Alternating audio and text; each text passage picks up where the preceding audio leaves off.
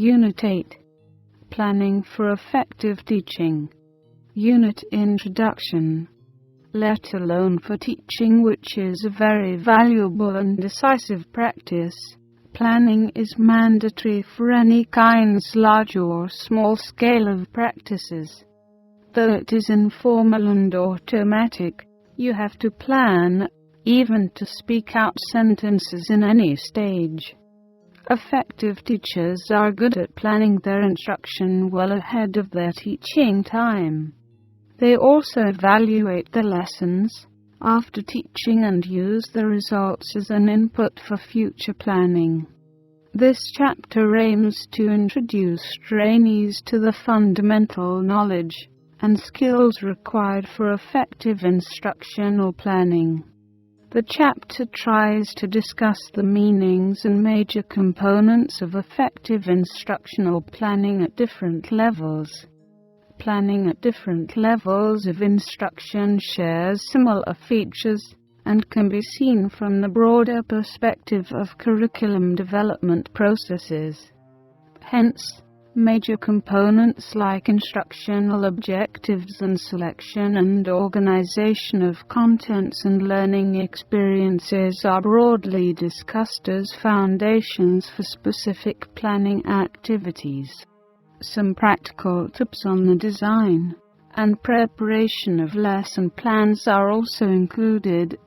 The chapter emphasizes on the fact that any attempt of instructional planning should consider the aims of education in the country, and also the broader goal of departments in the education system. Learning outcomes.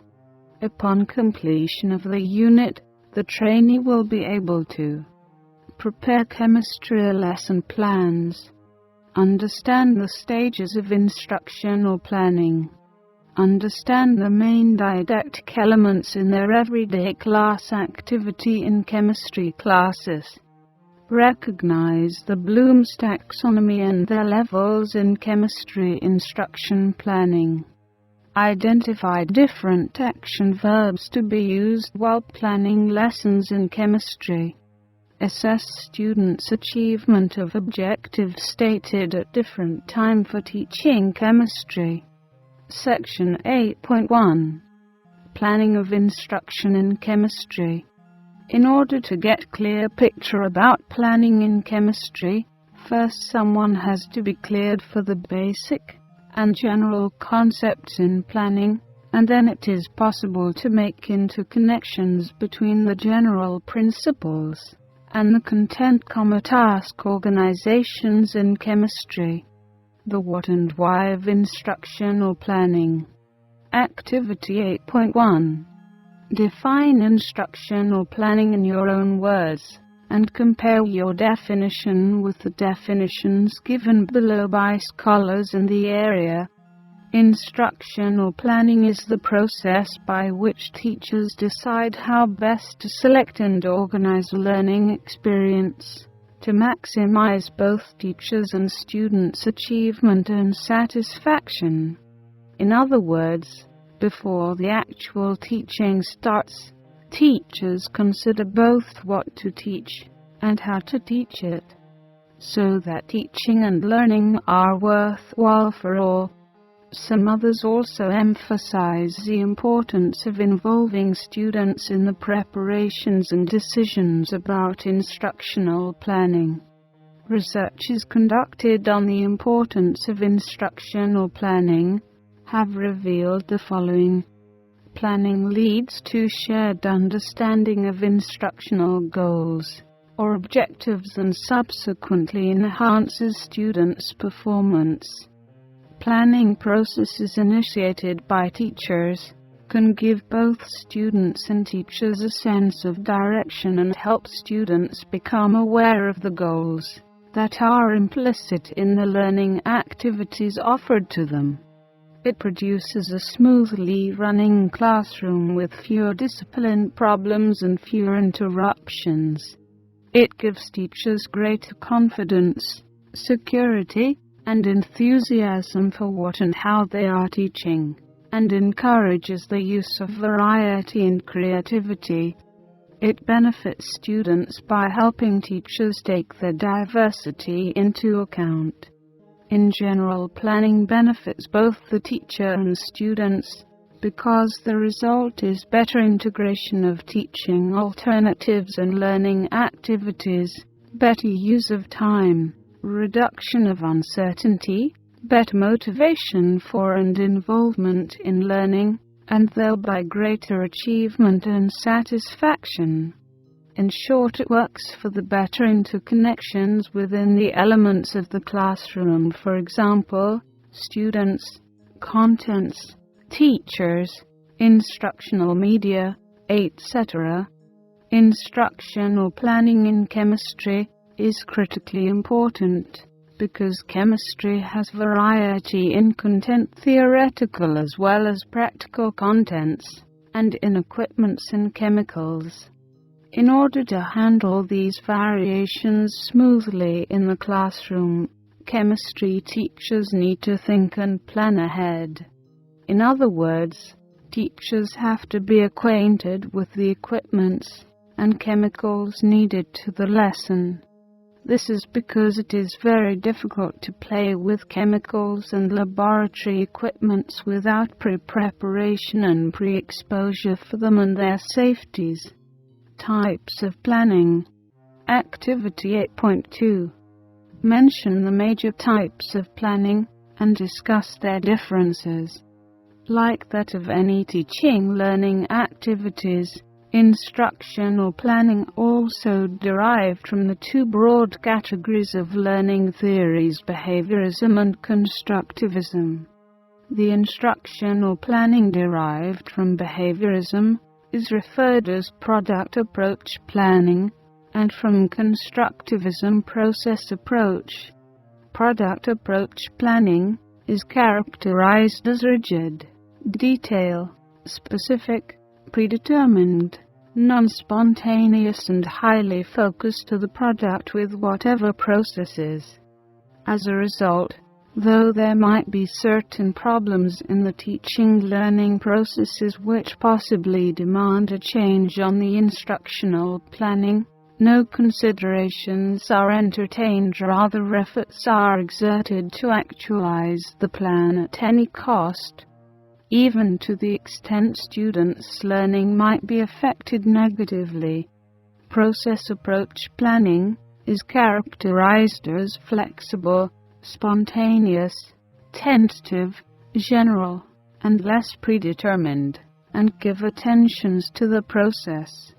Yes, there is planning ahead of the lesson, but it is responsive for any challenges and changes in the process. In other words, if there are problems that affect students' learning while the teacher attempts to realize his or her plan, he or she will be ready to modify their planning in accordance. This approach believes that there is no good product of teaching and learning without ensuring good processes of teaching and learning. Teaching methodologists suggest product approach planning for teacher-centered teaching alternatives, and the process approach for student-centered teaching alternatives. Section 8.2. Writing instructional objectives/learning outcomes. Assignment 8.1. Assignment: explain the role of instructional objectives in the teaching-learning processes. An instructional objective or learning outcome is a statement of the concepts, attitudes, or skills that students are expected to have accomplished by the end of some period of instruction. In other words, learning outcomes or objectives are the ends of instruction, that is, the specific knowledge, skills, or attitudes you want students to gain, and to be able to demonstrate as a result of your instruction. If you are to plan effectively, you must first decide what it is that you want your students to know, or to be able to do as a result of learning experience. Objectives are derived from goals and goals are derived from aims. Aims are general and open statements made at philosophical level, and they provide direction to more specific action designed to achieve future product or behavior. Goals refer to outcomes that are expected of a particular school system or specific subject area. They are not open statements, rather they are specific compared to aims. Activity 8.3. Objectives. Instructional objectives derived from the educational goals. When it comes to the instructional objectives, it requires categorizing the objectives again into two types: general objectives and specific objectives. General objectives. General objectives are broad statements that describe what students are able to do after a given learning process has been successfully completed. They are expected behaviors of students as a result of specific course or units of courses. Terms like know, appreciate, develop, demonstrate, understand, study, be familiar with, etc., are often used to write such objectives. Example: after taking this course, the student will be familiar with the types of chemical compounds. Specific objectives. Specific objectives are precise statements that describe what a student will be able to do at the end of certain instructional process. They are intended outcomes of instruction stated in terms of specific observable student performance. Example: after this lesson, the student will be able to tell the details of ionic compounds. Since the purpose of education is to develop knowledge, skills and attitudes, the objectives have to fall under the three domains of learning, which is known as Bloom's Taxonomy. These are the cognitive, affective and psychomotor domains, referring to knowledge, attitude and skills respectively. Therefore, to produce citizens who have relatively complete/full personality, the teacher has to allocate tasks which are representative from these taxonomies. To this effect, objectives developed for a certain program have to consider the three domains. To illustrate, general objectives derived from the above-mentioned educational aims and goals should be stated as follows, including the three domains of learning outcomes. At the end of this unit, students will be able to know about chemical compounds. Cognitive. Appreciate the importance of chemical compounds to facilitate the productions of medicines. Effective. Demonstrate skills in working with compounds in the chemistry laboratory. Psychomotor. Specific objectives related to the three domains should look like the following. At the end of this lesson, students will be able to tell the different kinds of chemical compounds. Cognitive express his or her belief about the use of HCl as ionic compounds in order to produce drugs for HIV/AIDS. Effective. Prepare the setup for NH3 production in the chemistry laboratory. Psychomotor. Besides being classified into three domains, cognitive, affective and psychomotor, instructional objectives are also classified within a domain by level or complexity of learning outcome. The levels of each domain are presented next. At cognitive domain. Cognitive domain contains objectives that emphasize remembering or reproducing something that has presumably been learned, or using new and previously learned material to solve various kinds of problems. It is a taxonomy of educational objectives that delineates 6 levels of cognitive complexity ranging from the knowledge level least complex to the evaluation level most complex. That is, higher-level objectives are assumed to include, and to be dependent on, low-level cognitive skills. Each level of the taxonomy has different characteristics.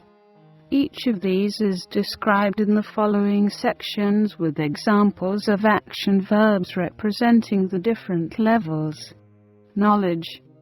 Objectives at the knowledge level require the students to remember or recall information such as facts, terminologies, problem-solving strategies, and rules.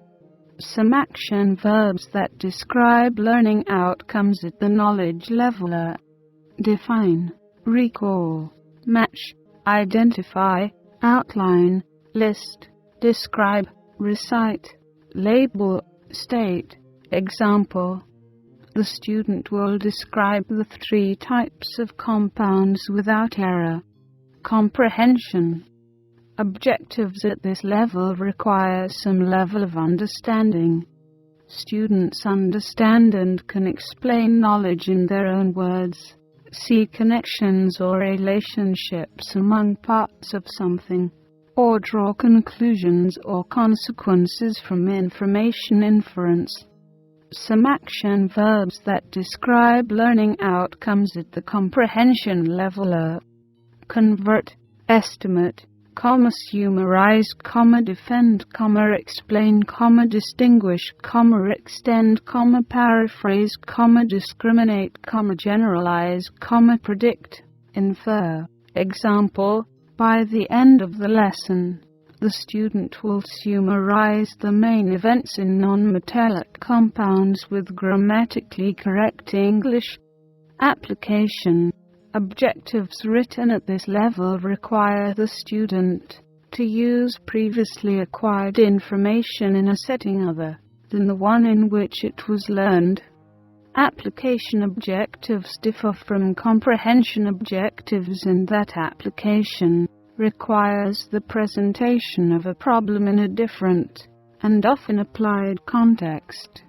Thus, the student can rely on neither the content nor the context in which the original learning occurred to solve the problem.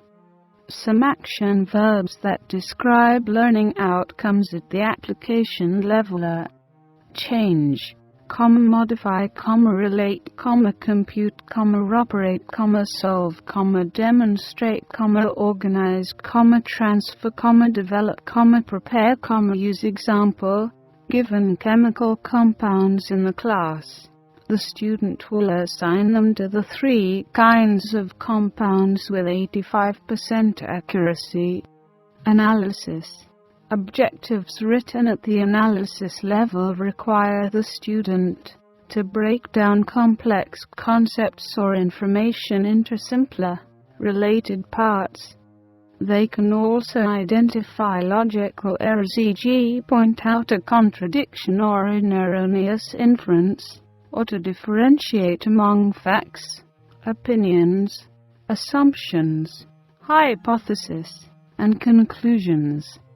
At the analysis level, students are expected to draw relationships among ideas and to compare and contrast. Some action verbs that describe learning outcomes at the analysis level are break down, subdivide, distinguish, point out, deduce, illustrate, relate, diagram, infer, separate out, differentiate, outline. Example: the student will be able to distinguish the ionic compound from the non-metallic compound. Synthesis. Objectives written at the synthesis level require the student to produce something unique or original. They combine elements to form a new, original entity. At the synthesis level, students are expected to solve some unfamiliar problem in a unique way, or to combine parts to form a unique or novel solution.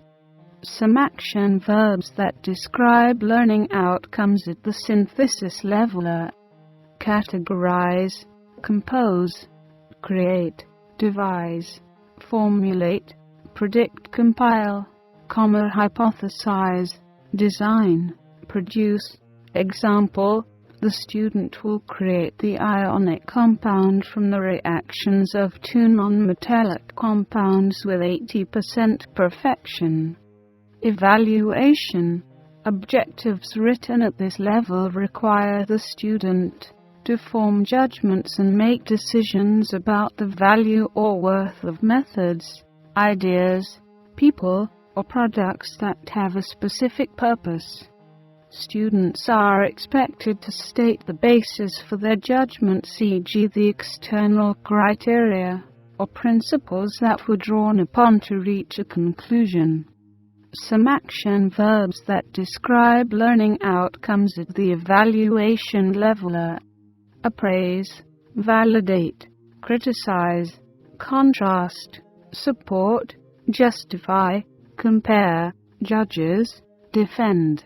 Example: given the process of certain chemical reactions, the student will judge its value according to the laboratory safety rules. By the end of the experiment takes place, the learner will defend the effectiveness of the procedures of the experiment against the theoretical frameworks. The affective domain. The affective domain deals with attitudinal, emotional and valuing goals for learners. This taxonomy delineates 5 levels of affective complexity ranging from the receiving level least complex to the characterization level most complex. As illustrated in figure below, these levels are presumed to be hierarchical, just as to the cognitive domain. That is, higher-level objectives are assumed to include and be dependent on low-level affective skills. As one moves up the hierarchy, more involvement, commitment, and reliance on one's self as to what to feel occurs, as opposed to having one's feelings, attitudes and values dictated by outside sources.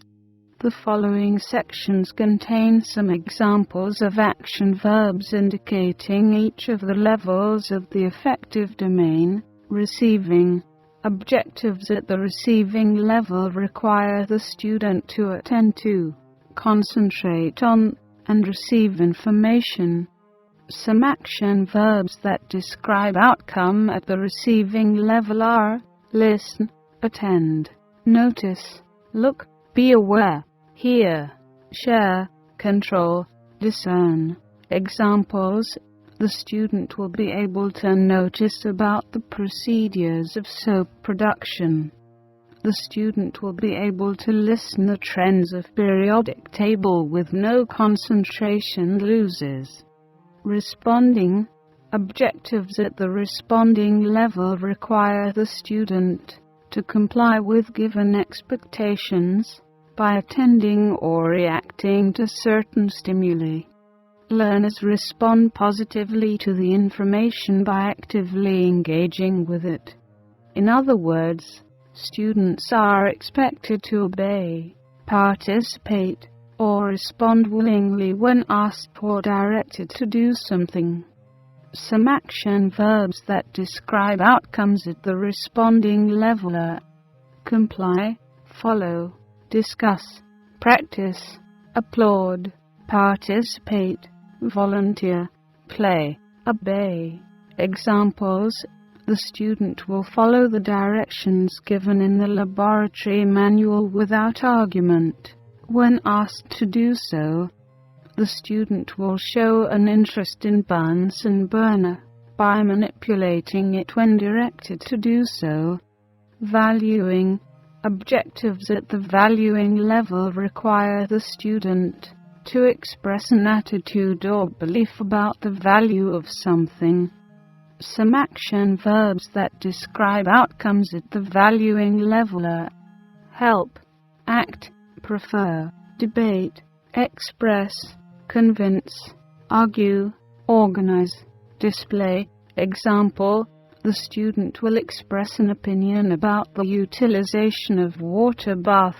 Whenever laboratory safeties are the issue, the student will display an opinion about the cares taken for cyanide whenever discussing dangerous chemicals. Organization.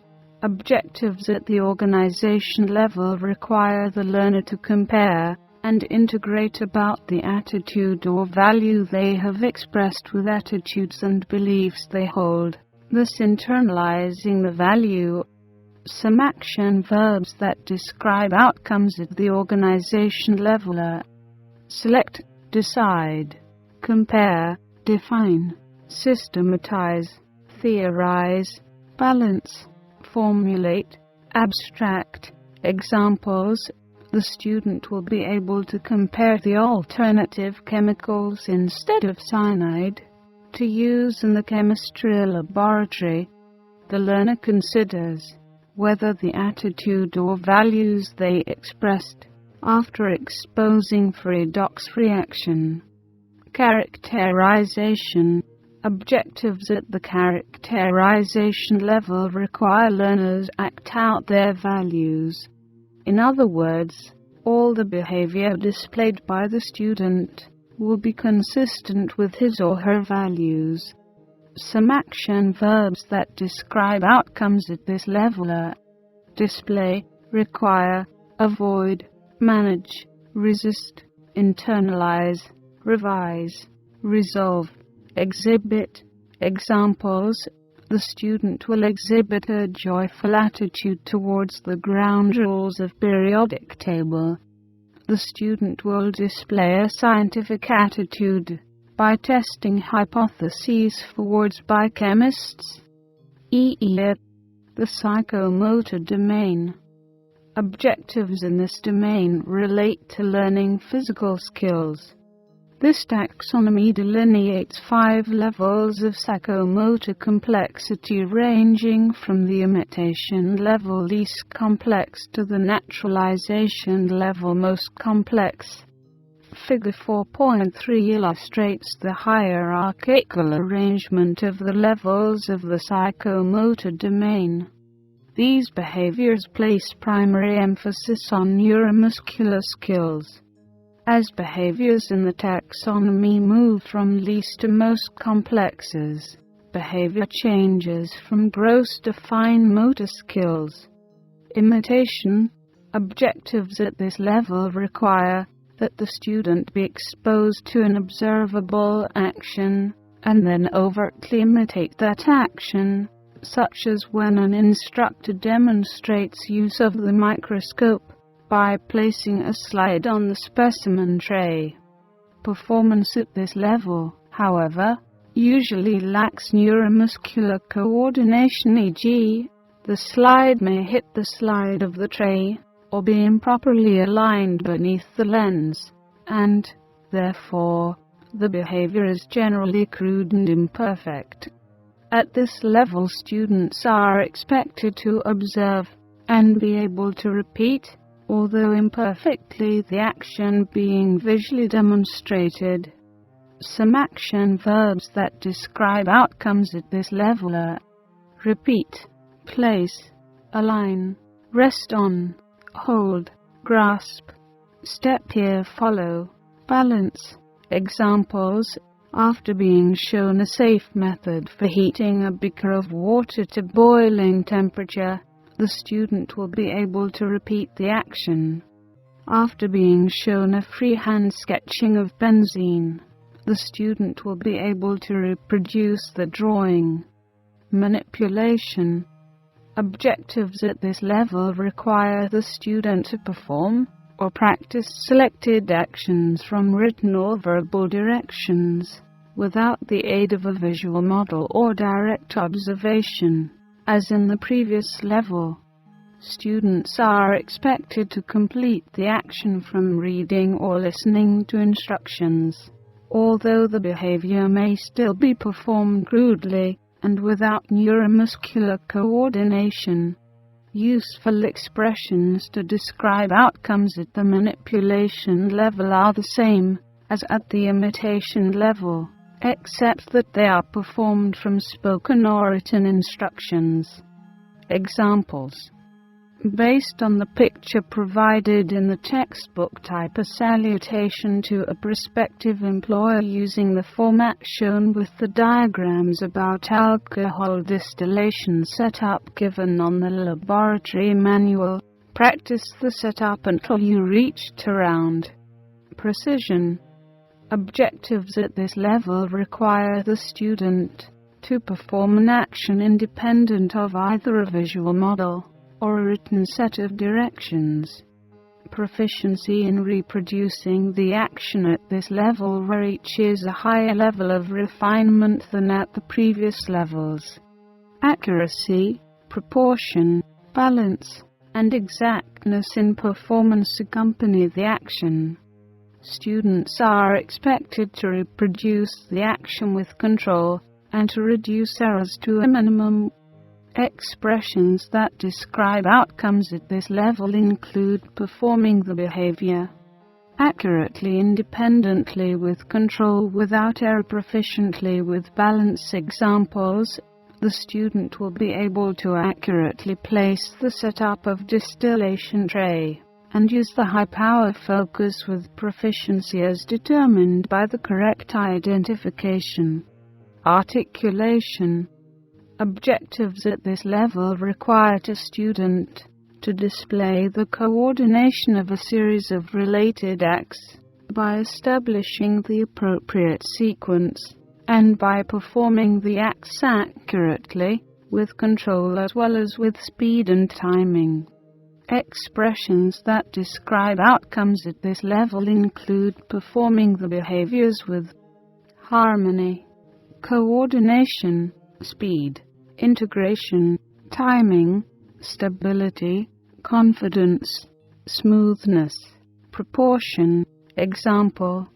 Students will be able to make the distillation setup perfectly. In 10 minutes, students will be able to accurately complete 4 stereochemistry models quickly and smoothly within 90 seconds. Naturalization. Objectives at this level require a high level of proficiency in the skill or performance being taught. At this level, the behavior is performed with the least expenditure of energy and becomes routine, automatic, and spontaneous. Students are expected to repeat the behavior naturally and effortlessly time and again. Some expressions that describe this level of behavior are naturally, effortlessly, professionally, automatically, with ease, with poise, routinely, spontaneously, with perfection. Examples. At the end of the semester, students will be able to make routinely all kinds of laboratory setups. Characteristics of good objectives. When developing any instructional plan, you prepare a sequence of related instructional objectives. However, it is essential that you stop and reflect on those objectives to judge their appropriateness to the curriculum and for your learner. The goodness of instructional objectives can be judged by asking yourself the following questions. Cautions to be kept in mind when using and writing instructional objectives. Behaviors listed within the cognitive, affective, and psychomotor domains do not imply that some behaviors will be more or less desirable in your classroom than others. Less complex behaviors within the cognitive, affective, and psychomotor domains do not imply that less teacher preparation, fewer instructional resources, or less teaching time will be required than for more complex behaviors. Although objectives usually contain behaviors from only one of the 3 domains, one or more behaviors from the other domain may also be required for the behavior to occur. Assignment 8.2. Assignment. Make a group of 5 students and take a topic from secondary school chemistry textbooks and write instructional objectives at different levels: cognitive, affective and psychomotor. Section 8.3. Writing the deductive elements and setting a daily lesson plan. Elements of instructional planning. Instructional planning could be developed at long-range, intermediate, or short-term levels. Despite some variations in the degree of generality or specificity, the elements involved at each level are almost similar. Decisions made about each element of the planning process also require due consideration of the learner characteristics such as level of development, learning needs, learning styles, prerequisite knowledge and skills, interest and motivation, etc. The school context such as materials and facilities available, instructional and classroom policies, parent and community expectations, the management of the school, etc. Annual planning is an example for the long-term planning, unit planning for the intermediate planning and lesson planning for the short-term planning. The role of the teacher is increasing when he or she moves from long-range planning to short-range planning. In other words, the teacher is totally responsible to prepare the lesson plans. As a result, the module gives detailed attention to the treatment of the lesson plans. Components of lesson planning. 1. Identify the objectives of the lesson. After the information at the heading of the lesson plan, e.g., name of the school, name of the teacher, grade level and section, students' number and sex, date and period formulated, the teacher has to think about lesson objectives. Lesson objectives normally used to govern the establishment of the other components. In other words, the other entities' content, teaching methods, learning activities, instructional resource and assessment techniques selection are working to realize the stated objectives. 2. Determining what to teach contents and learning experiences. Acquire a sound knowledge of curriculum requirements and content. Cooperate with other teachers in planning appropriate curricula. Plan instruction on the basis of what students actually know and understand, not on an assumption of what they should have learned in previous lessons or classes. Prepare specific instructional objectives for every lesson. Set high standards of required task performance. A. The meaning of content and learning experiences. What is content? Content refers to the facts, principles, concepts, ideas, etc. to be learned. It includes what people know and believe, and their ideas and loyalties, but not everything they have created. Tools and machines are not contents, but knowledge about tools and machines, about how they are made, their operations, and their uses, is content. It consists of facts and principles. Facts are reported in statements about things that can be perceived directly or in principle. Such contents are said to be descriptive contents. On the other hand, we have contents christened as normative. Such contents consist of the rules of the game, norms, or standards by which individuals make moral and aesthetic choices. It represents the value standards men have built up through generations. What is learning experiences? The learning experiences are the mental operations that students employ in learning content. in the actual learning act, the two are in constant interaction. One cannot deal with content without having a learning experience. The discussion of the behavioral objectives shows also that some educational objectives are served by the content, whereas others are best implemented by certain learning experiences. The objectives described as acquisition of knowledge, the concepts, ideas, and facts to be learned, can be implemented by the selection of content. On the other hand, selection and organization of content alone cannot result in the attainment of objectives such as the development of thinking, skills, and attitudes. To attain these, students need to undergo certain experiences which give them an opportunity to practice the desired behavior. Learning experiences are the key factors that shape the learner's orientations to the content and, ultimately, their understanding of it.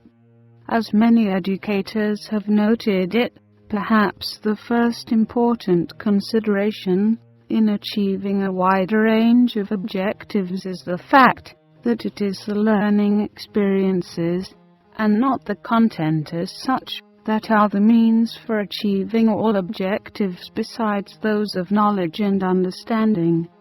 Learning experience involves the instructional component of the curriculum.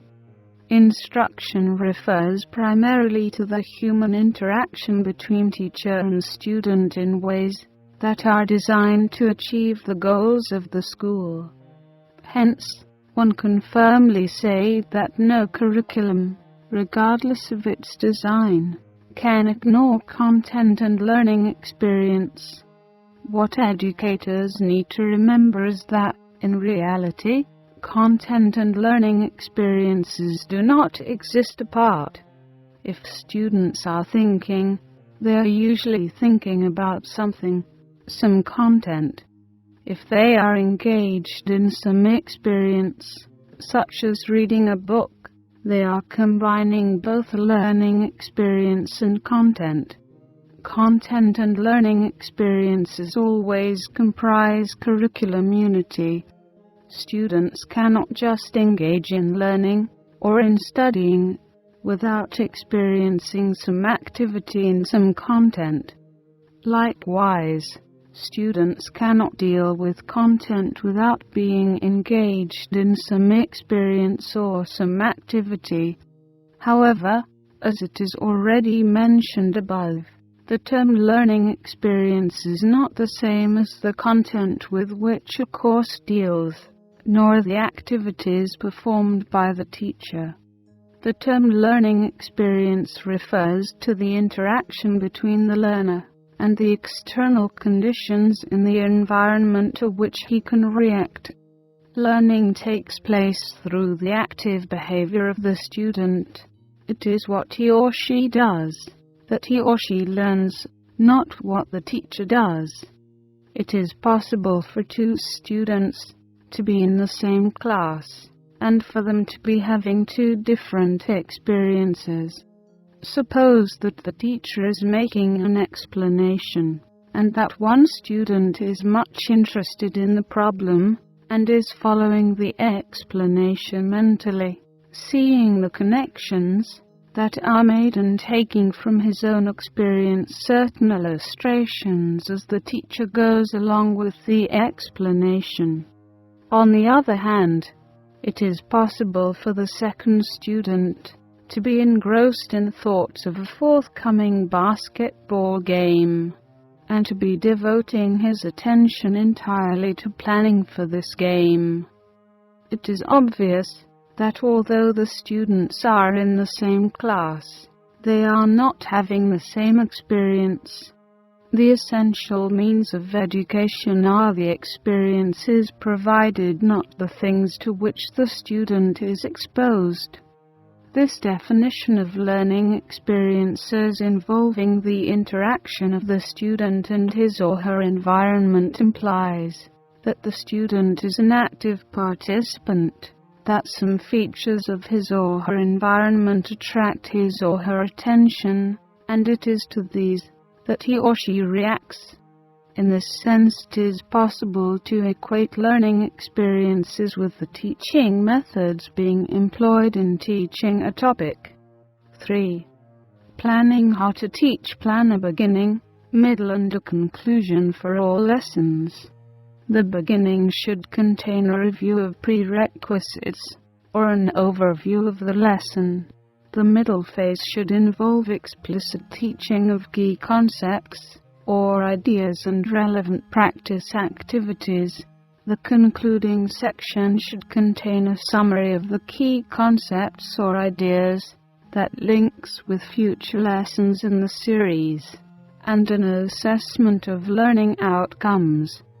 Plan all lessons as a series of short and carefully sequenced activities. Students react well to programs that provide variation, aiming to maintain interest and attention. Organize programs that teach students useful study skills and encourage independent learning. Students who are totally dependent upon their teachers never become efficient learners. Aim for the transfer of learning. Students benefit from the planning of instruction that allows them to see relationships between classroom learning and problem solving in everyday life. Plan assignments that contain both easy and difficult material carefully graded to student abilities. Students benefit from planned assignments that contain a balanced proportion of easy and difficult problems. Organize a regular assessment schedule. Students benefit from instructional plans that allow for continuous monitoring of their progress. Plan lessons to cater for individual needs. Design remedial programs for students who fail to master prescribed content after initial instruction, and prepare enrichment programs for above-average students. Be prepared to adapt plans that do not achieve stated objectives. Plans must match classroom realities, and if there are inadequacies in prepared schemes, they should be changed. Plan for the frequent use of examples and teaching aids to explain and demonstrate subject matter. Students' learning and understanding of concepts and relationships are facilitated when teachers devise numerous illustrations for use in their presentations. Design procedures for teaching techniques and strategies that assist recall and understanding. Students benefit from instructional plans that include the explicit teaching of learning strategies. Plan alternative teaching methods and strategies to explain key ideas, methods, and procedures. Reteaching is essential if students are to master content, and all lessons should contain alternative teaching approaches. Organize a system of extrinsic motivation that takes into account the interests, values, attitudes and goals of students. Students benefit from careful planning of motivational programs that are matched with their needs. 4. Getting organized. Organize a workable timetable of class activities for each lesson. Student efficiency is related to the degree of teacher organization of classroom time. Ensure that all necessary teaching materials are prepared and administrative arrangements are completed in advance. Student learning time will be wasted if the teacher has to go in search of work materials during the lesson. Plan effective classroom work routines. Students adjust well to predictable work routines, but these must be balanced with student needs for interesting and challenging learning experiences. Organize the efficient use of instructional space for learning. Efficient learning occurs in classrooms where teachers have made a concerted effort to arrange for the proper grouping, seating, and movement of students.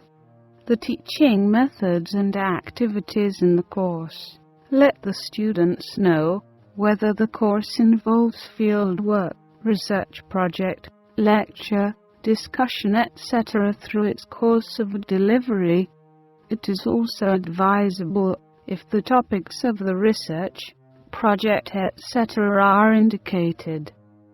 5. Assessment techniques, procedures, and schedules. Here it is important to think of how and when to assess the student's learning. State the nature and format of the assignments, and briefly indicate the nature of tests, multiple choice, essay, home take tests, etc. Also describe how grades will be assigned, i.e. the grading procedures, including the components of the final grade, and the weights assigned to each component, for example, homework, term papers, midterms, exams, etc. This helps students budget their time. 6. Course calendar or schedule time breakdown. Fix at least tentative dates for topics. This can be done beside each content and activities in the course, as well as dates for examinations and assignment submissions. Provide an updated calendar as needed. 7. Instructional resources. Instructional resources include textbooks and other print or non-print materials such as audio materials, radio, language laboratories, tape and disc recordings, telephone, lecture, visual materials, illustrations, self-instructional materials, photographs, flashcards, charts, maps, posters, exhibits, bulletin boards, magnetic boards, dioramas, model, slides and flip charts and transparencies, and audio-visual materials, television and videotape, and CD-ROM interactive video. Finally, do not neglect the possibility of using knowledgeable human resources in the community. Lesson plan formats. Lesson planning can be prepared in different formats. The very popular, however, is the horizontal in the form of tabling approach that shows the practices side by side instead of putting contents and activities up and downs, and in the form of texts. Moreover, hereunder you can find the lesson evaluation form. It is helpful to think and reflect the weak and strong sides about your lesson, and you can incorporate in your future listeners' inputs. In the product approach of lesson planning, the teachers and students are committed and rigid to accomplish the detail and specific practices in the lesson planning. In the process approach planning, however, teachers assume and plan major tasks and contents which will be accomplished in the lesson, and activities by teachers as well as by the students, and the amount of time taken will be suggested via the following format. But if there are inconveniences to accomplish the plan, when it is actually implemented in the process, both teachers and students should be ready to search alternative ways which will fit the actual teaching and learning processes. Assignment 8.3. Dear students, please prepare a lesson plan in any topic in high school chemistry and teach to your classmates. Based on your teaching, evaluate your lesson by using the format given hereunder. Unit summary. The chapter begins with a definition of instructional planning and discusses its importance. The two major elements of instructional plans at different levels are also treated in detail. These are instructional objectives and selection and organization of contents and learning experiences. Objectives are key component of any instructional plan that determine the selection and organization of contents and learning experiences, as well as the selection of the teaching materials and the assessment procedures to be incorporated in the plan. Consequently, the importance of specifying precise instructional objectives before selecting appropriate teaching methods and procedures is emphasized. It is also demonstrated that the content of any unit of instruction needs to be carefully analyzed to determine its component tasks, so that the most efficient way of sequencing and teaching these tasks may be decided. The practical tasks of designing course outline and individual lesson plans within the framework of the general model were also described. Some tips on course design and preparation are also discussed, with some principles of lesson plan preparation. The principles depict the specific tasks the teacher should accomplish in deciding what to teach, how to teach, and how to organize the time and resources. Finally, sample lesson plan and lesson evaluation formats are provided. Assessment mechanism. 1. For any topic in secondary school chemistry, prepare a lesson plan for 40 minutes. The objective should contain from the 3 Blooms Taxonomy. Individual written assignment. 2.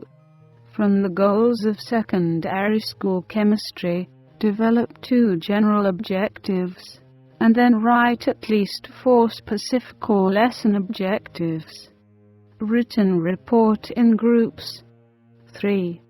In secondary school chemistry, which topics do you think work for the realization of affective domain that touch feelings and emotions? Group discussion.